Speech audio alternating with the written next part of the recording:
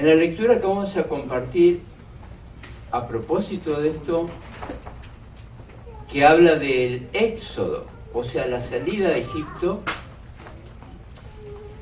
el camino en el desierto, pero ¿sabe usted que todos los que estaban allí en la congregación de Israel, no todos eran judíos? No nos vamos a ampliar en el tema, pero si usted después con tiempo observa en Éxodo 12, cuando se produce la primer Pascua, estaban invitados también los extranjeros. Entonces todos los que participaban de esa cena, vamos a decir esa santa cena, que era una cena para salvación, entonces todos eran parte. Entonces quiere decir que no hay exclusividad de un pueblo. Dios es Dios de todos los que creen. Es Dios de los judíos, es Dios de los mexicanos y de todos los latinoamericanos. Y tampoco es exclusividad de ningún país.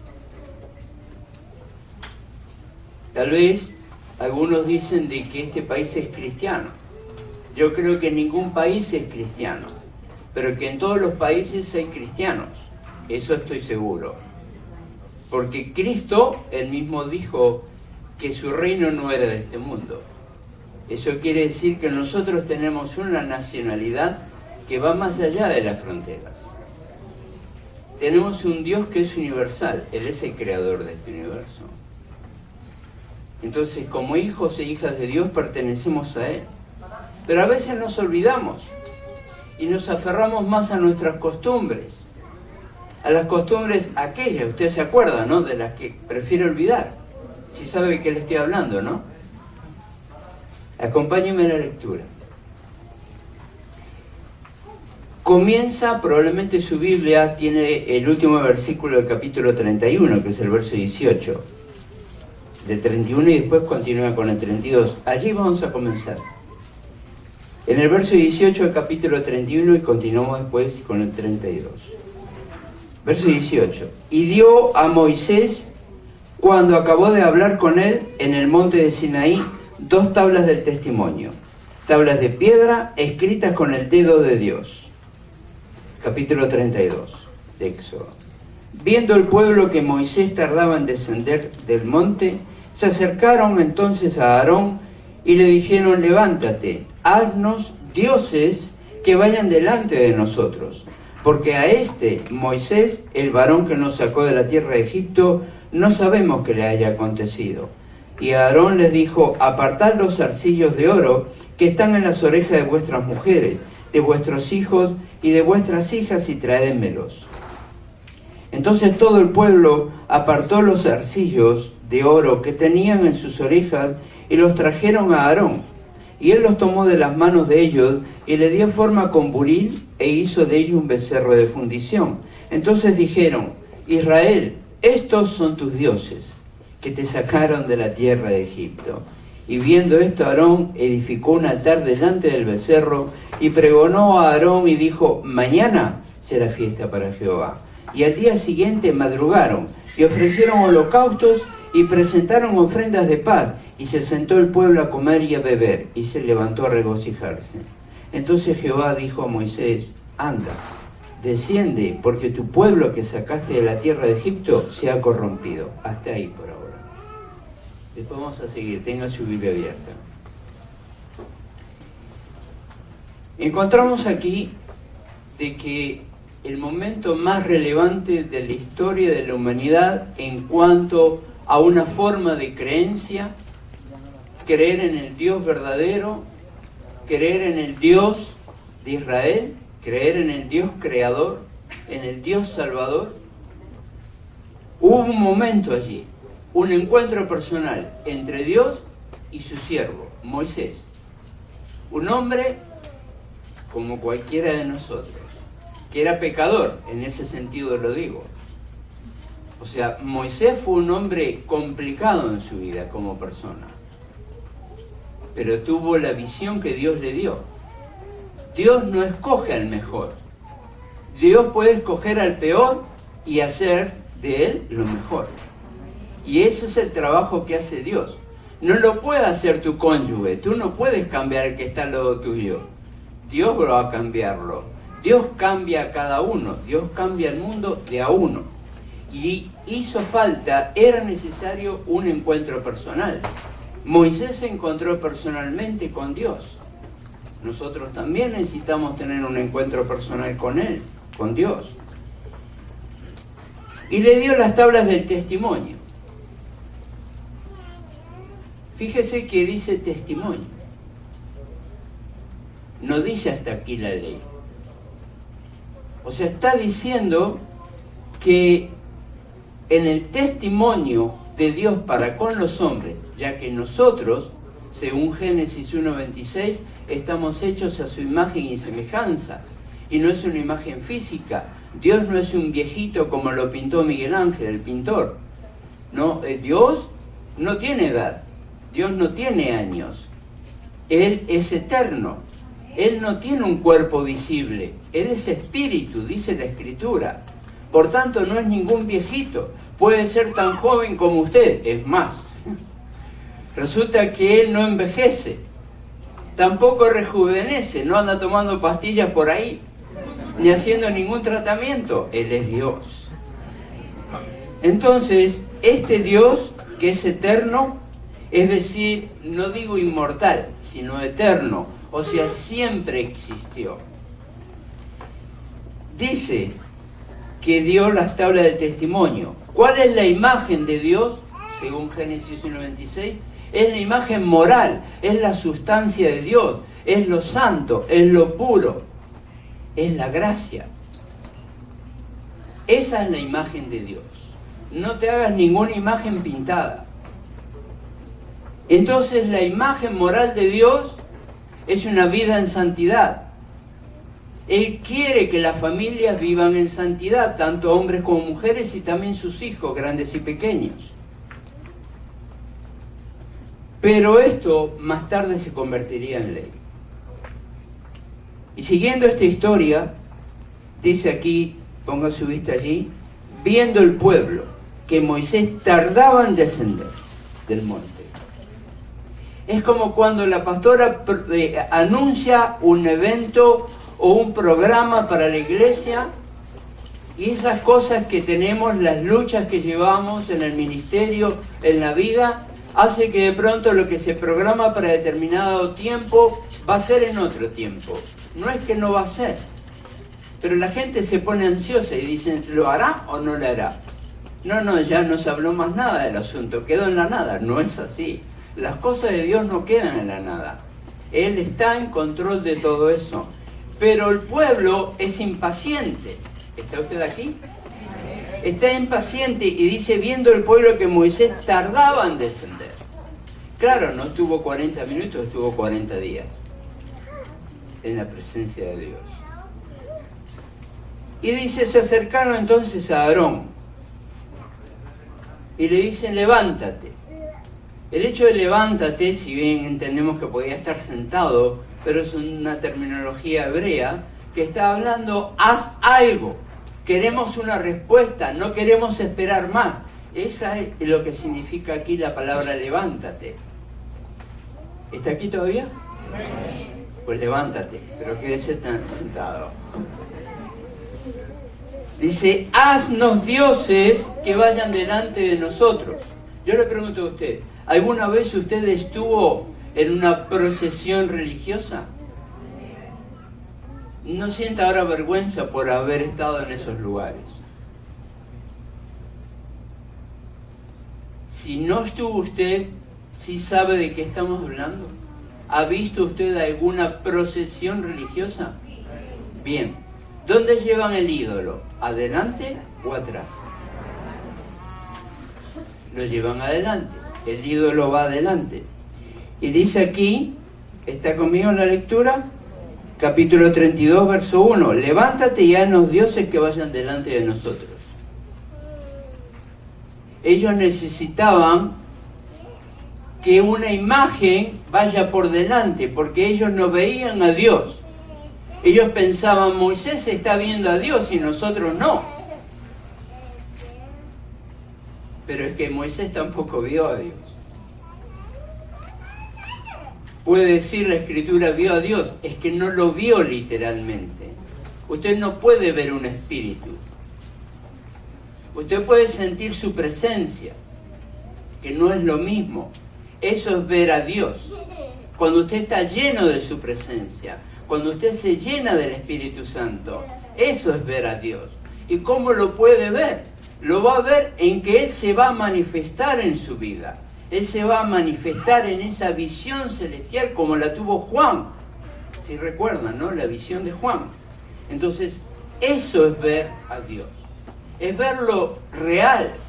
Es tener acceso a su presencia. Es tener acceso a su santidad. Pero ellos estaban acostumbrados a otra cosa. Nuestro pueblo latino tiene 500 años de historia religiosa. Y digo bien, religiosa, no espiritual. Que tiene algo espiritual, sí, pero no de la buena. La voy a entender pocas palabras. Entonces, están acostumbrados nuestro pueblo latino a una religión. La palabra religión significa volver a unirse, es decir, religar, volver a unirse con Dios.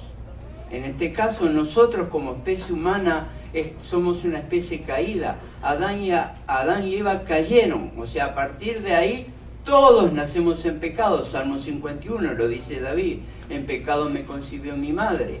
No está hablando de fornicación, está hablando del pecado hereditario. O sea, todos somos una especie caída y necesitamos alcanzar a Dios, conocerle a Él. Pero ellos, después de muchos años de costumbre, para ser más exacto, los judíos tuvieron 400 años de vana religión en Egipto. Cuando llegaron a Egipto eran 70 personas y cuando salieron de Egipto eran más de 3 millones de personas. Pero estuvieron 400 años. Por cierto, eran 2.600.000 judíos, los demás eran no judíos. O sea que también fueron muchos los que creyeron en ese tiempo, como nosotros ahora. El Dios de Israel no es una exclusividad para Israel. El Dios es el Dios que nos salva también a nosotros. Pero nosotros, al igual que los judíos, después de 500 años de religión en Latinoamérica, estamos atadas a una vana religión. Y de hecho hacemos del cristianismo también una vana religión. Falta que nos persignemos todavía cuando lleguemos aquí. Y no lo digo en términos ofensivos, sino en términos de que Dios es tan real que tú físicamente no tienes que hacer nada. Porque en primer lugar, Dios no lo tienes que ver fuera. Para encontrar a Dios tú lo tienes que encontrar dentro tuyo. Si tú lo estás buscando afuera, todavía estás perdido. No se me enoja, ¿verdad? Estos traían las costumbres de los egipcios. 400 años se habían acostumbrado, como se dice en italiano, a la dolce vita, o sea, a la vida dulce. Si bien ellos trabajaban, pero estaban en una sociedad moderna. Los egipcios en ese tiempo eran la sociedad más moderna que existía en ese tiempo. Era una sociedad privilegiada, era una nación enorme y poderosa. Llegó a tener alrededor de 5 millones de hombres en el ejército, que no lo tiene Estados Unidos, tiene 700.000. Estamos hablando de hace más de 3.000 años. Entonces ellos se acomodaron, ¿cómo le podemos decir aquí? Al sueño americano. Se acomodaron al sueño americano y se olvidaron de que ellos estaban ahí con un propósito y que no era para siempre. Entonces un día salieron, para hacer la historia corta, pero ellos seguían con estas costumbres de los egipcios, los dioses egipcios. Y se les ocurre, miren el verso 2, Aarón les dijo: apartad los zarcillos de oro que están en las orejas de vuestras mujeres, vuestros hijos y vuestras hijas, y traédmelos. La idea era, si usted ve en el verso 4, y él los tomó de las manos de ellos, les dio forma con buril e hizo de ellos un becerro de fundición. Pero antes vamos a ver qué es lo que ellos usaron para hacer este becerro. Acompáñenme en el mismo libro de Éxodo al capítulo 3, verso 21 y 22. Éxodo 3, 21 y 22. Me dicen cuando lo tienen. Éxodo 3, 21, 22. Y yo daré a este pueblo gracia en los ojos de los egipcios, para que cuando salgáis no vayáis con las manos vacías, sino que pedirá cada mujer a su vecina y a su huésped alhajas de plata, alhajas de oro y vestidos, los cuales pondréis sobre vuestros hijos y vuestras hijas y despojaréis a Egipto. ¿Sabe qué era ese tesoro que ellos iban a pedir? Eran joyas que de alguna manera eran robadas. Egipto, como potencia militar la más poderosa de la tierra en ese tiempo, se enseñoreaba de otras naciones de alrededor de esa nación. Entonces, con todos los beneficios de las naciones de alrededor, ellos se quedaban con todos sus tesoros. Ellos no tenían problema en que algo sea robado, como eventualmente tiene que confrontar más tarde Josué cosas que se habían quedado indebidamente. ¿Sí sabe lo que estoy diciendo, verdad? Entonces aquí los egipcios entregan sus joyas de productos que alguna vez pertenecieron a otras naciones, todas paganas. Pero les dieron esas alhajas de oro, vestidos y todas esas pertenencias valiosísimas. Volvemos a Éxodo 32. Y encontramos aquí, en el verso 3 del 32, todo el pueblo apartó los zarcillos de oro que tenía en sus orejas y los trajeron a Aarón. Bien. Este hombre, Aarón, que también era sacerdote, dice que él mismo le dio forma de becerro. Déjeme aclarar algo aquí. La imagen que hizo no fue de un becerro pequeñito, fue de un toro. La expresión becerro aquí, en un término judaico, es una expresión como de burla, irónica. Entonces, ahí está tu becerrito. En realidad, había fabricado un toro grande y con cuernos grandes que forman una media luna. Los cuernos del toro, hágase esa imagen. Y en el centro le depositaban otra imagen, que era la del sol, que es el dios Ra. El cuerno es el dios Isis. Ra es el dios masculino. Isis es el dios femenino. ¿Está aquí todavía? Entonces ellos adoraban a un dios, en minúscula, de la fertilidad. Por eso encontramos lo que sigue. Acompáñenme en la lectura. Dice, verso 5, y viendo esto Aarón edificó un altar delante del becerro y pregonó a Aarón y dijo, mañana será fiesta para Jehová. ¿Cuántas veces Dios trató contigo y tú de alguna manera le respondiste, hoy no, mañana? Tengo que empezar a orar. Bueno, hoy no, mañana. Tengo que empezar a evangelizar. Hoy no, mañana. Tengo que cambiar mi forma de ser. Hoy no, mañana. ¿Está aquí? Para Dios, todo es hoy. ¿Sabe por qué? Porque Dios no está medido por tiempo. Pero si tú dejas para mañana lo que Dios te está hablando, es que no le estás prestando atención. Y nosotros necesitamos prestarle mucha atención a lo que Dios quiere tratar con cada uno de nosotros, sea desde el púlpito o sea en la intimidad de tu casa, en cuando tú busques de su presencia. Aquí dice en el verso 6, al día siguiente madrugaron y ofrecieron holocaustos y presentaron ofrendas de paz. Y se sentó el pueblo, fíjese lo que dice allí, y se sentó el pueblo a comer y a beber, y se levantó a regocijarse.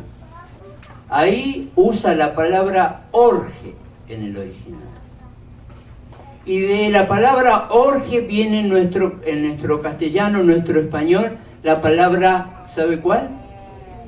Sí, orgía. Usted ya se da una idea de la asociación que hacemos los latinos con respecto a esa palabra, ¿verdad? Sabe que es una orgía, pero la orgía es más que lo que usted está pensando. Es más que lo que tiene que ver con lo sexual. La orgía tiene que ver, sí, con lo sexual en un término de desorden total. O sea, no importa quién es él o ella. ¿Está aquí? ¿Me está entendiendo? Para ser más claro. O sea, más allá de la fornicación, vamos a llamarle natural, entre el hombre y la mujer, que en este tipo de situaciones no es natural tampoco, porque está fuera de lo que comprende la realidad del matrimonio. Sino que todos en un gran campo, están todos en una fiesta de orgía. Pero la orgía, la palabra orge también significa enojo, también significa desorden, también significa desobediencia, también significa rebeldía. Entonces todos se embriagaban, porque era el tipo de celebridad que se hacía en los cultos paganos. Ustedes habrán visto o saben, o tienen información, algunos cultos de los chamanes y eso que hay en Latinoamérica, ¿verdad? Regularmente cuando convocan a sus dioses, se están embriagando. Regularmente lo hacen embriagados, ya totalmente embriagados. Están en un éxtasis supuestamente espiritual, claro, del dios Baco, el dios del alcohol. ¿Me estoy dando a entender? Entonces ese era el cuadro de este pueblo, el pueblo que fue rescatado. Yo quiero recordarte de que tú fuiste rescatado. Fuiste rescatado por el mismo Dios en la persona de Jesucristo. Fuiste rescatado de la misma, si me permite, y lo digo en amor y con respeto, de la misma orgía. Porque eventualmente ninguno de nosotros es mejor que nadie, mucho más cuando todavía no tenemos a Cristo. Eso quiere decir que todo lo mencionado en lo que representa este pasaje, y se sentó el pueblo a comer y a beber, y se levantó a regocijarse. Hace un rato nos regocijábamos aquí, pero en la presencia de Dios. Entonces hoy tenemos cómo debemos regocijarnos. Pero también esto nos está instruyendo de cuál es el camino que este pueblo está recorriendo. Pero todavía no terminamos. Falta más. Les pregunté por una procesión, si recuerdan, ¿verdad? ¿Qué imagen tienen ustedes de la procesión? La gente que va cargando, ¿qué? ¿Vieron las procesiones que hay en España, por ejemplo? Entonces, entre 20, 30 hombres o más van cargando una imagen que pesa hasta 2 toneladas. Los dioses falsos, présteme atención a esto y guárdelo. Los dioses falsos hay que cargarlos. El Dios verdadero nos carga a nosotros. Amén. Así que tú no tienes ninguna carga religiosa que llevar. La única carga que tú tienes que llevar es espiritual. Y la tienes que llevar dentro tuyo. A lo sumo, lo más pesado que vas a llevar es la Biblia. Pero tienes que sentirte liviano de 2 cosas. De la carga religiosa y de la carga que es también espiritual, de regocijarse, como hicieron aquel día. ¿Me está usted entendiendo, verdad? Dios no quiere que usted se regocije en lo que antes usted hizo. De hecho, en el Nuevo Testamento hay un pasaje que dice que de aquellas cosas que antes me enorgullecía, hoy son para mí de vergüenza. Entonces, si entendemos esto hasta aquí, acompáñenme a la lectura. Vamos a ir, está en el capítulo 32, ¿verdad? Acompáñenme al verso 19. ¿Lo tiene? 32, 19. Y aconteció que cuando él llegó al campamento y vio Moisés, y vio el becerro y las danzas, ardió la ira de Moisés, y arrojó las tablas de sus manos y las quebró al pie del monte. Y tomó el becerro que habían hecho y lo quemó en el fuego, lo molió hasta reducirlo a polvo, que esparció, preste mucha atención a eso, que esparció sobre las aguas. Usted se puede marcar eso allí, esparció sobre las aguas. Y lo dio a beber a los hijos de Israel. Y dijo Moisés a Aarón: ¿qué te ha hecho este pueblo que has traído sobre él tan gran pecado? Y respondió Aarón: no se enoje mi señor, tú conoces al pueblo que es inclinado al mal. Porque me dijeron: haznos dioses que vayan delante de nosotros, porque a este Moisés, el varón que nos sacó de la tierra de Egipto, no sabemos que le haya acontecido. Hasta ahí por ahora. Quédese con la Biblia abierta ahí.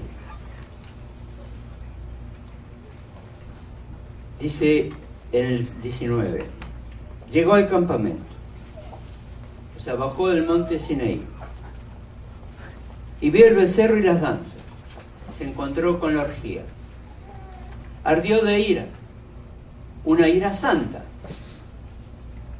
como Jesús cuando patea la mesa de los cambistas. Arrojó las tablas de sus manos, no porque no fuesen válidas, sino porque el pueblo las había rechazado con su actitud. ¿Qué me está diciendo esto? Entre otras cosas que después vamos a ir avanzando.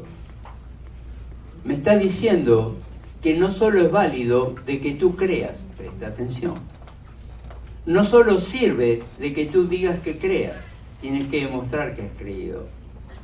Tiene que ser tu testimonio, es la palabra que usó Dios para con Moisés. No dijo las tablas de la ley, sino las tablas del testimonio. Entonces nosotros somos el testimonio. Seguimos con esto y dice, ardió y arrojó las tablas de su mano y las quebró al pie del monte. Presta atención al verso 20. Tomó el becerro que habían hecho, lo quemó en el fuego, lo molió, llevó buen rato, hasta reducirlo a polvo, y esparció sobre las aguas. Más tarde, estas aguas se llamarían Mara, ese lugar. Es un lugar que los judíos visitan todavía, para recordar. Se llama Mara. Y la palabra Mara, que en realidad es una palabra aramea, no hebrea, significa amargura. Amargura. ¿Conoce usted esa palabra? ¿Está aquí todavía? ¿Quién conoce la palabra amargura? Pero no por alguna comida amarga. Me estoy dando a entender, ¿verdad? Bueno, porque si no, no vamos a entender el mensaje. Dice aquí que le esparció sobre las aguas. ¿Qué es lo que está diciendo aquí? Bueno, es fácil. Agarró las pepitas de oro, porque ya lo hizo polvo, y la tira sobre las aguas. ¿Pero qué significa sobre las aguas en el entendimiento hebreo? La multitud. Entonces, ¿qué es lo que quiere decir? Pensemos en esto. Tal vez no todos participaron de la orgía, pero sí todos iban a tener una experiencia. Amargura. ¿Qué quiere decir esto para nosotros? ¿Cómo trasladamos esto ahora a nuestro presente? Nosotros fuimos liberados. Nosotros salimos del Egipto espiritual. Nosotros fuimos salvados por la preciosa sangre de Jesucristo. Nosotros hemos sido llevados a un terreno diferente, que está en este mundo. Nosotros no vivimos en una nube, ni tampoco vivimos en ningún país que es cristiano. El único país monoteísta, teológicamente hablando, es Israel. Es el único país que se identifica con una identidad religiosa. Este país ni ningún otro país se identifica con uno. ¿Que hay muchos cristianos? Sí. Hay más de 70 millones de cristianos en este país bendecido por Dios.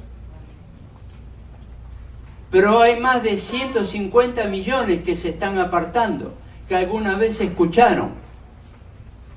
Y le estoy hablando esto usando estadísticas reales, que solamente en los últimos 10 años se invirtió el número de 60-40, cuando antes había 60% de creyentes y 40% de no creyentes. Y hoy hay 40% de creyentes y 60% de no creyentes. ¿Y qué pasó con ese 20%? ¿Se murieron? No. Fueron ahogados por otros evangelios, por otros u otras formas de cristianismo, sin dar referencia ninguna. El evangelio es uno, Cristo es uno, el pueblo de Dios es uno. Si alguien se sale, es por voluntad propia. No podemos transferir culpa. No es que usted no sabe dónde yo estaba antes, todos estuvimos en un lugar antes. Y tal vez podemos estar horrorizados y aún solamente con encender el televisor, y a un cristiano te puedes horrorizar.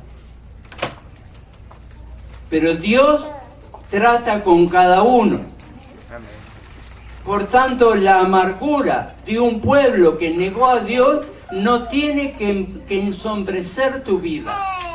Este es un tiempo difícil. Este es un tiempo que esta nación se está alejando, ya se alejó de Dios. No crea que estoy predicando por la nación. Ni estoy en contra del presidente ni de nada. Ni a favor ni en contra. Cada cosa tiene su tiempo. A nosotros nos toca este tiempo. Y este tiempo está más cerca de la venida de Cristo que nunca.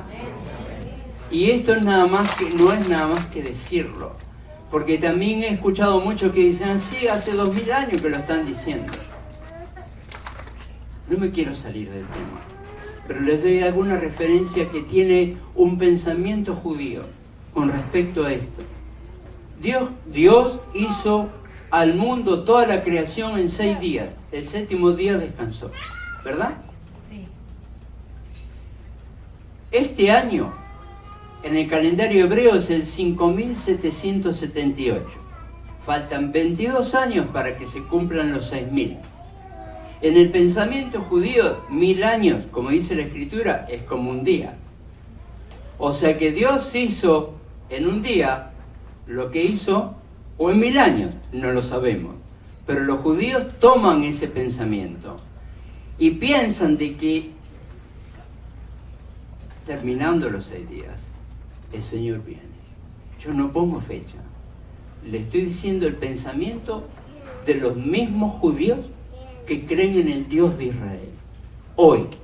Y ellos dicen, cuando sea el día de descanso, es decir, cuando pasen los 6000 años, entonces el Mesías vendrá por nosotros. Ese es el pensamiento hoy de los judíos. Por eso ellos tienen prisa en construir el templo en Jerusalén. En este momento, cuando todo está listo, nosotros estamos listos. Desde ya le digo, nosotros no vamos a estar presentes cuando allí se vuelva a hacer el sacrificio, porque es en vano. Dios es un Dios de orden. La iglesia se va a ir antes, en un abrir y cerrar de ojos. Nosotros no necesitamos el sacrificio de carneros. Tenemos un sacrificio que es perfecto y es Cristo Jesús.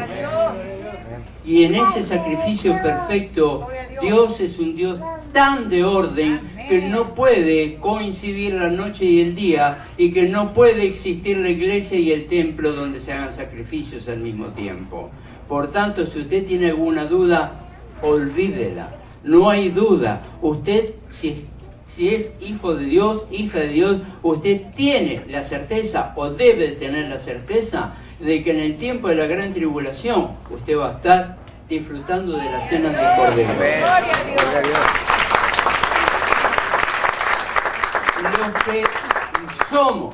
Los que somos hijos de Dios, no participamos en las orgías.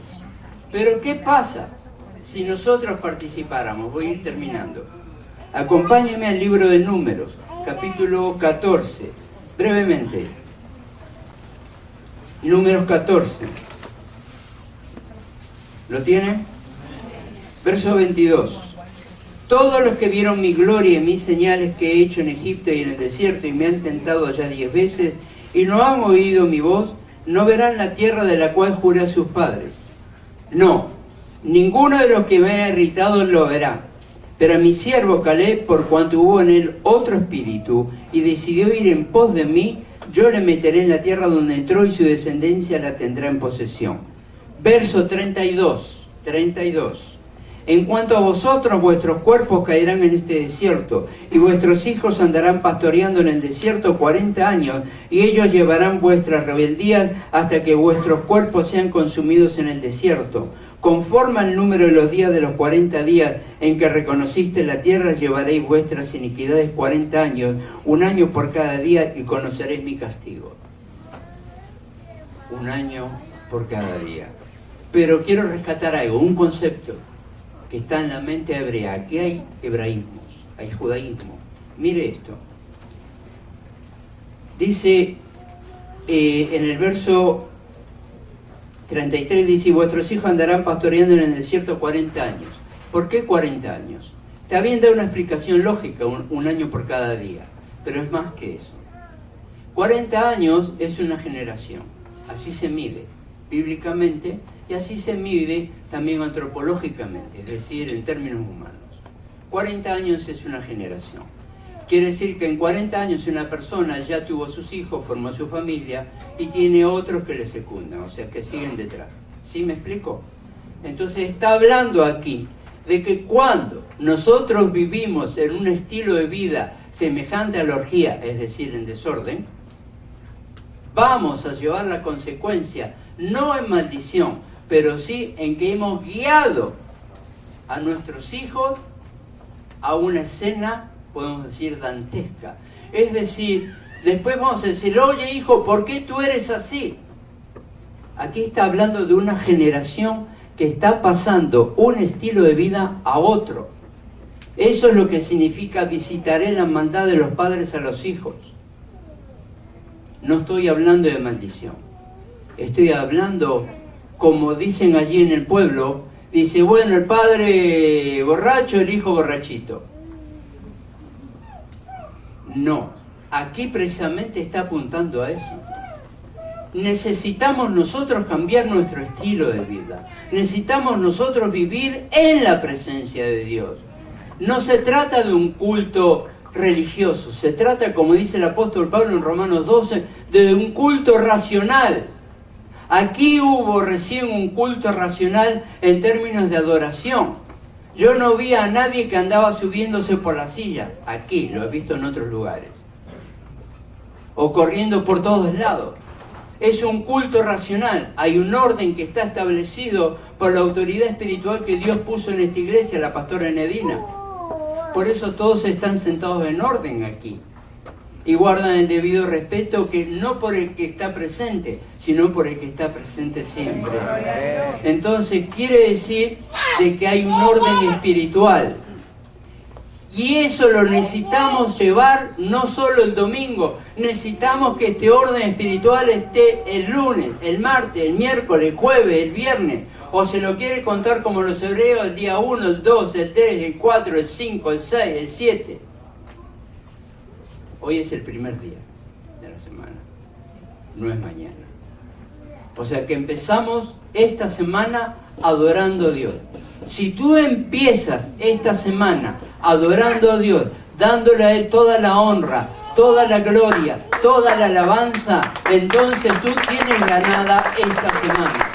La promesa de Dios no se apartará de ti, porque ni a diestra ni a siniestra se apartará la bondad de Dios de tu vida. Tú no tienes nada que temer, aunque la tierra tiemble, aunque los fuegos amenacen, aunque los vientos se lleven el fuego de un lugar a otro, aunque todo parezca que la guerra con Corea es inminente. No importa nada de eso. No es que sea necio, sino que confío en el Dios que nos creó, en el Dios de la gloria, en el Dios que nos rescató, en el Dios que nos salvó, en el Dios que nos perdonó. En ese Dios, Él no va a permitir que su pueblo pase por una iniquidad. Nosotros no somos, y perdón por la expresión, necios espirituales como lo fue el pueblo judío, que estaban en la presencia de Dios, en el momento más glorioso de su historia, de salir después de 400 años de esclavitud. No sé cuántos años tú estuviste en esclavitud, si 10, 20, 30, 40, 50 hayas estado en esclavitud, pero los que hayas sido, has sido liberado. Por tanto, ahora tú eres libre, pero eres libre de hacer lo bueno, no eres libre de hacer lo malo. Si tú haces lo malo delante de Dios, sigues siendo esclavo. Entonces yo no creo que tú quieras volver a Egipto, ¿verdad? Entonces, ¿estamos todos de acuerdo? Amén. Entonces, ¿quieres seguir cargando un peso que ya no puedes? ¿Cómo se llama tu Dios? Sé que Isis no se llama, ¿verdad? Horus tampoco. ¿Set? ¿Tiene nombre de mujer? Ya sabe de qué estoy hablando, ¿verdad? ¿Todavía sigues con la estampita que guardas ahí, por ahí? Aunque sea de recuerdo. Es que me regaló la tía fulanita. ¿Todavía está por ahí?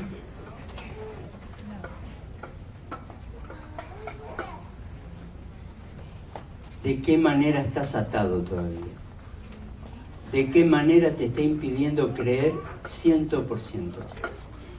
¿Qué es lo que te está frenando? ¿El pago de la casa? ¿El pago del carro? ¿Cómo se llama tu Dios?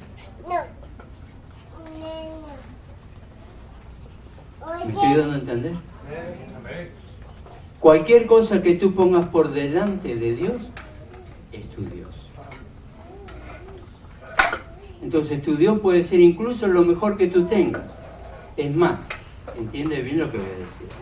Tú tienes que amar a tu cónyuge como a nadie, pero menos que a Dios. O sea, tú para amar bien a tu cónyuge, tú tienes que amar más a Dios. Si tú amas más a tu cónyuge que a Dios, estás en un problema. No es que tienes que dejar de amarle a tu cónyuge, que para amarle bien, tienes que amar a Dios. Amén. Si no, no vas a poder amarle bien. Si no hay amor a Dios, va a haber amor a la carne. Usted me entiende, ¿verdad? Entonces, si hay amor a la carne, hay orgía. En cualquier manera. Aunque sea, no, vámonos un fin de semana a Las Vegas. Yo conozco buenos hermanitos que fueron a Las Vegas y les gustó. Y siguen yendo. Y ya llevan años yendo. Y ya no llegan los diezmos a la iglesia, ni ellos ya llegan. No estoy maldiciendo nada, yo jamás maldigo. Más bien bendigo. Entonces, quiero que su vida sea bendecida. Quiero que su vida sea bendecida con el Evangelio que es predicado aquí por la pastora Enedina, que conozco desde hace años. Y sé que están en el lugar correcto. Y que aquí, si bebes agua, no es agua amarga, es agua de vida. Amén. Así que yo les dejo para que ustedes sigan bebiendo el agua de vida.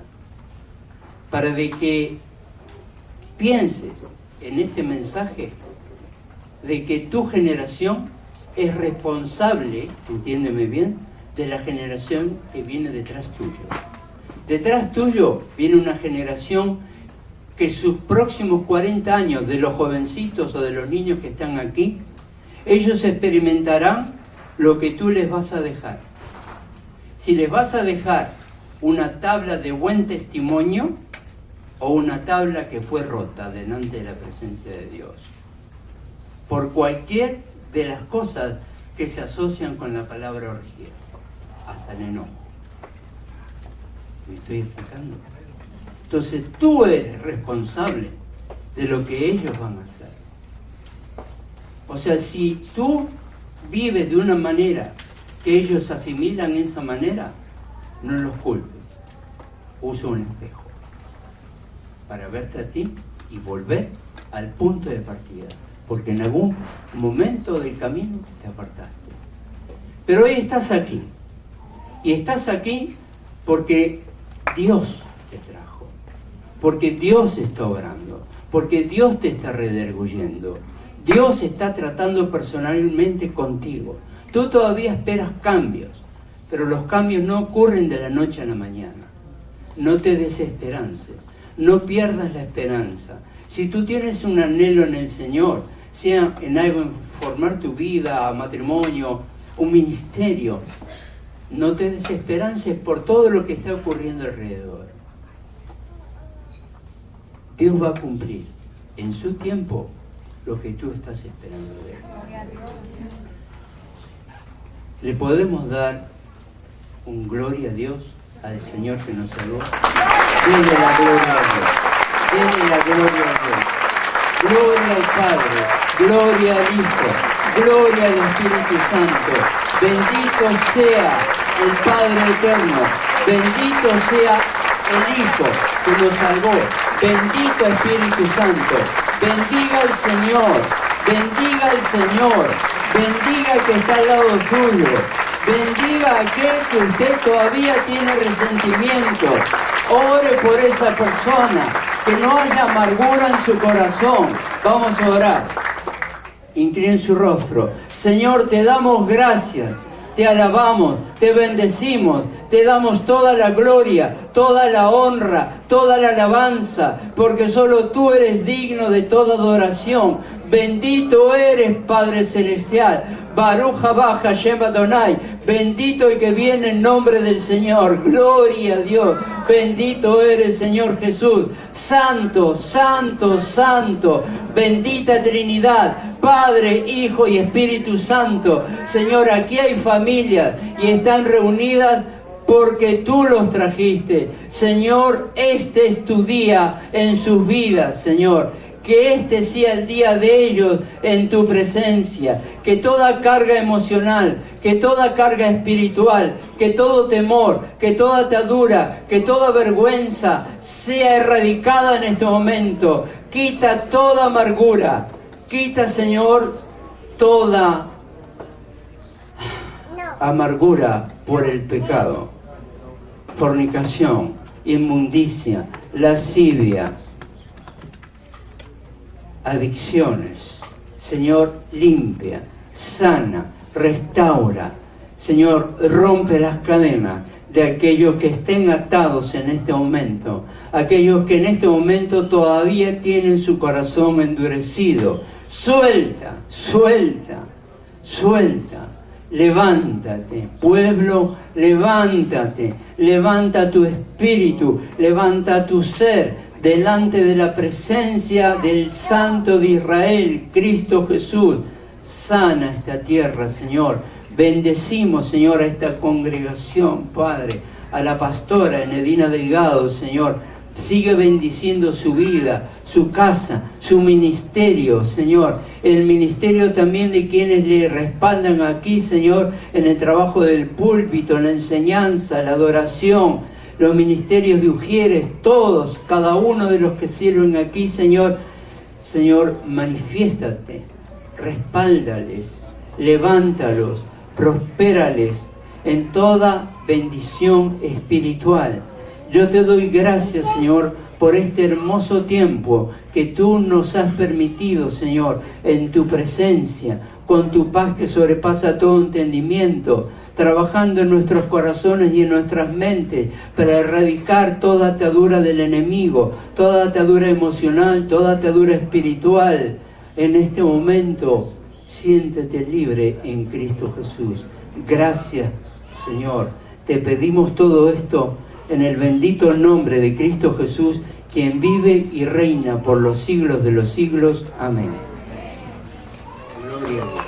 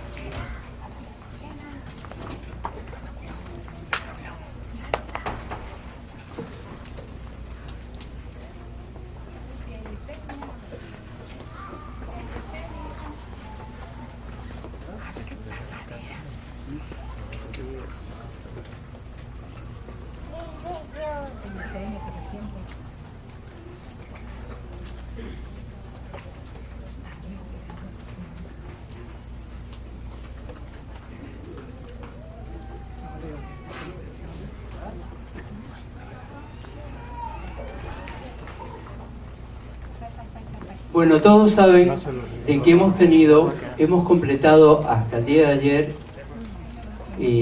un curso, 6 meses. Hemos tenido una clase por mes y nos hemos gozado en ese tiempo. Nos hemos gozado en que Dios siempre trabaja a través de la predicación, de la escritura y de los hombres y mujeres que Dios prepara para continuar su obra.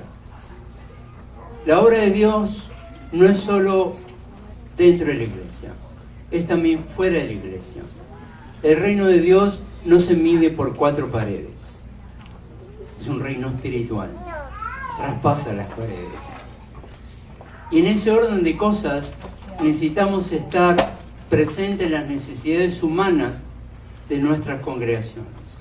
El Señor me ha llamado a la enseñanza y procuro, en su nombre, llevar una formación para que se puedan precisamente formar asesores ministeriales, es decir, que le puedan dar al pueblo la consejería que necesita en un momento de dificultad, matrimonial particularmente, y en el trato con la familia. La pastora me ha permitido el privilegio de poder compartir con ustedes estos 6 meses. Y los que se han sumado a esta visión, un grupo de hermanos y hermanas, han cumplido este término, han estado presentes en todas las clases, con el firme propósito de servirle a usted, de servirle en términos de consejería. Obviamente la pastora es quien siempre va a ser la cabeza de la iglesia después de Cristo. Hablo de la iglesia local, para que haya un orden instituido y que puedan servirse las mesas de aquellos que necesitan. Estoy hablando en este caso en el orden espiritual. Acuérdense que en el libro de Hechos faltaba gente que necesitaba que se involucraran en cosas, en necesidades. Y precisamente como la hermana y su esposo Feli y como varios de los que están aquí han participado, hoy queremos reconocer esto. Queremos reconocerlo con un certificado. Pero no termina aquí. Vamos a continuar, pero luego les comento. Vamos a ir llamando primero. ¿Quién está aquí? Félix. No está. Lo dejamos para después. Estamos aquí. ¿Quién está ahora? Yesenia. Gloria a Dios. Permítame, hermana Yesenia, este es para usted. Y la felicito por... Y vamos a ir llamando A los que siguen: Leobardo Juan.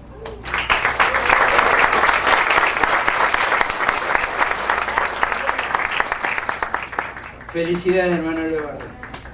Dios lo bendiga. Benita Soto.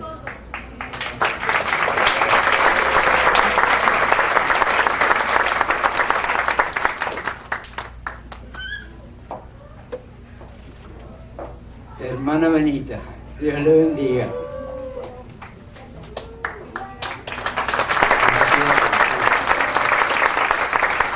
Evangelina Munguía. También Gerardo Morales.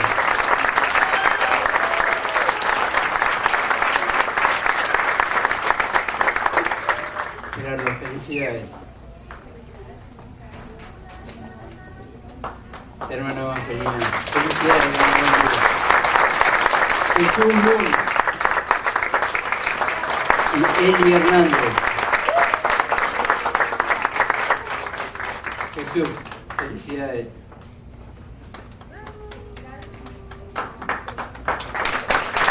Eli Hernández.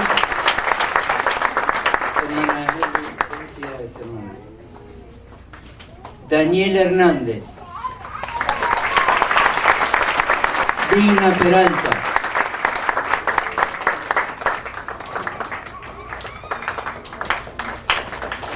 Hermano Daniel,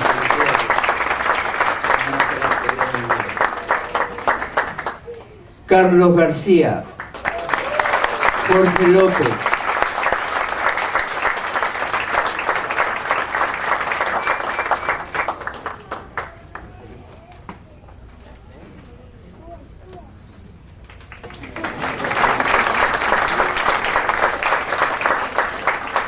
Berenice García.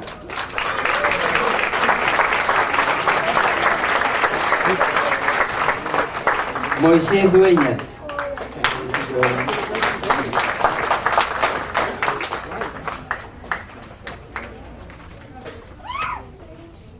Estela Alonso.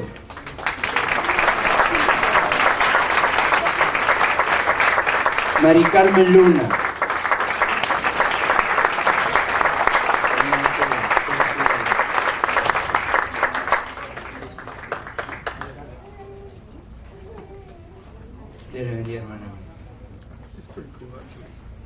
Marciano Santana. Ana Delgado.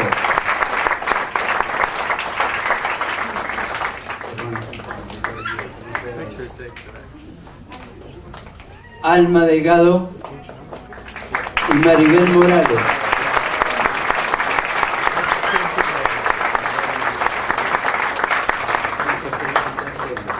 Muchas felicitaciones. Siriaco Calderón.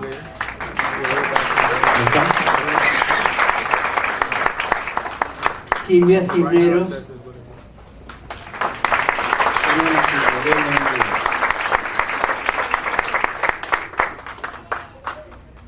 Alan Esteban Bello.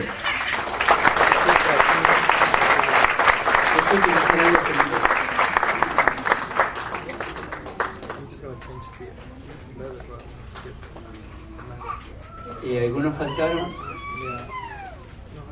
Pastor, ¿quién? Faltaron.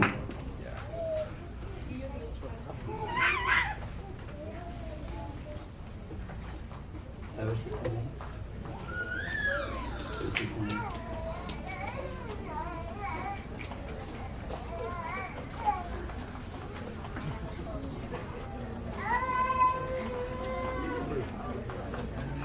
¿Quiénes son?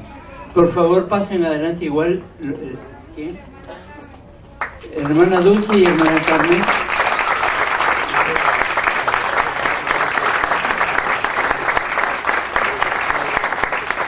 Felicidades, le debo el certificado ahora, se lo traigo la próxima vez.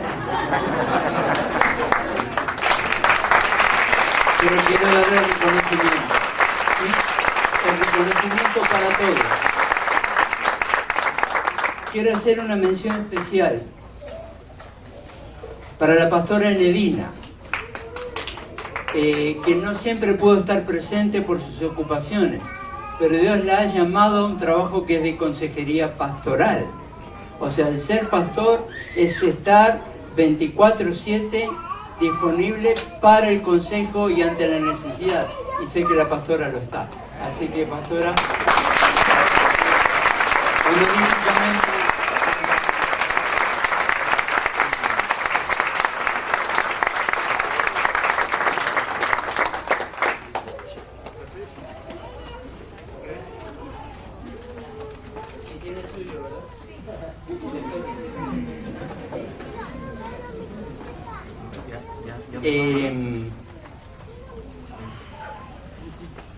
quiero comentarles que tal vez, perdón, hermana Yesenia, tal vez necesite su ayuda. Quiero comentarles, hermanos, que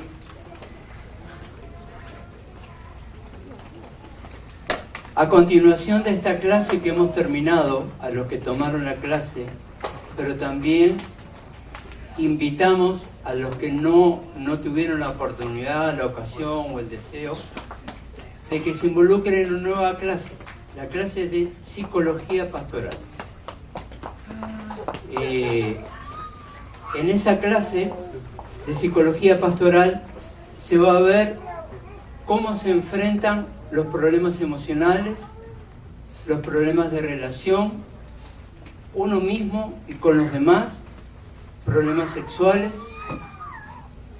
problemas de matrimonio, las etapas del desarrollo de la persona, niño, joven, persona madura, adulto, envejecimiento, todas las etapas de la vida vamos a estar analizándolas, estudiándolas y cuáles son las necesidades que se presentan en cada etapa. Es decir, estar preparados para lo que en el momento de la vida en que te encuentres, sea cual sea la etapa, tengas el conocimiento de lo que le sucede al individuo, a la persona, y cómo tratarlo. Quiero dejar claro, y son testigos los hermanos que han tomado las clases, de que si bien usamos términos como de psicología, esto no está en contra del Evangelio, esto no está en contra de la Escritura. Les explicaba a los hermanos que, por ejemplo, la palabra psicología viene de la palabra psique, que la usa el apóstol Pablo, cuando usa la palabra alma, espíritu, mente, entonces el espíritu del hombre. Entonces está hablando del conocimiento de la persona. Entonces nosotros necesitamos saber eso. Si usted está con el deseo de servir en la comunidad de fe, también de tener más herramientas para que usted pueda hablar con sus vecinos, amigos, parientes, y como cuando ellos pasan por crisis, todos pasamos por crisis, todos pasamos en algún momento por aguas amargas, como hemos hablado hoy. Entonces, para que usted esté preparado, no solo para usted mismo, usted misma, sino para poder ayudar a los demás. ¿Está entendido esto? Entonces, queda abierta la exposición para que todos participen. Las clases van a ser, son 4 clases, noviembre, fechas en los días sábados, noviembre 11 y 18, y en diciembre 2 y 9, los días sábados de 5 a 9 de la tarde. Si gustan, después del servicio se pueden acercar y puedo responder las preguntas. Ah, sí, perdón. El costo son $100 todo el curso, ¿no? Y de alguna manera esto va ayudando a de que en el futuro se pueda tomar otro tipo de cursos de enseñanza donde usted reciba, porque esto es a nivel ministerial, nada más, pero hay otros cursos que están disponibles para que usted sea certificado, o sea, para que pueda trabajar en consejería, o sea, con manejo del enojo, divorcios, ese tipo de situaciones, alcoholismo, etc. Hay muchas actividades que requieren de consejeros que estén certificados, pero para eso hay un proceso. O sea, si bien usted puede servir aquí en la comunidad, pero también le va a dar las herramientas para que usted, si desea hacerlo, puede seguir especializándose y que sea una profesión para usted. Gracias. ¿Alguna pregunta, pastora? Gracias por el tiempo y gracias a todos, hermanos.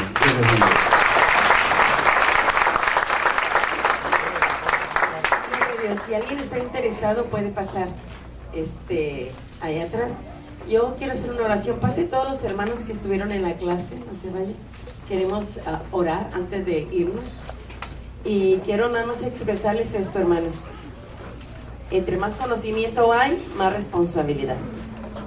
El conocimiento no significa que sabemos más. Quiere decir que tenemos más responsabilidad. Amén. Ya no hay excusa. Y lo que se hizo fue aquí, primeramente para uno mismo, aprender para la misma persona, para después ayudar, ya sea en la comunidad o dentro de la iglesia. Póngase de pie, ayúdenme a orar. Vamos a estar orando por cada uno de ellos, dando gracias a Dios. Amén. Extienda su mano. Mi Dios Todopoderoso, te damos gracias en este momento por lo que tú nos has permitido hacer. Gracias por la vida de tu siervo, mi Dios, hermano Miguel Ángel, que tú has puesto en su corazón el deseo, Señor, de capacitar, Padre, para llevar a cabo, Señor, el ministerio que tú has puesto en nuestras manos. Mi Dios, bendice cada uno de mis hermanos, tú los conoces por nombre, los bendecimos y los cubrimos con tu sangre preciosa. Padre, desde ahora, Señor, con ese conocimiento ya, Señor, Padre, nos lleva una responsabilidad más grande, mi Dios. Primero para aplicarlo en nuestras vidas, después para ayudar a aquel que lo necesita. Te damos gracias por la vida de cada uno de ellos, mi Dios. Por cada familia representada aquí, Señor amado. Ayúdanos a llevar en práctica, Señor, este conocimiento. Te damos muchas gracias porque reconocemos que todo es tuyo, todo viene de ti, por ti y para ti. Así que en esta hora, Señor, los ponemos en tus preciosas manos. En el nombre de Cristo Jesús. Amén y amén. Gloria a Dios. Ahora nos vamos a despedir. Claro que sí. Vamos a orar solo para el que se quiera para despedir, y los del grupo se quedan un momentito nada más y seguimos dando gracias a Dios por todo lo que Él ha hecho. Amén. Y que la palabra vaya grabada en nuestro corazón, la que se expuso. Padre, te damos gracias.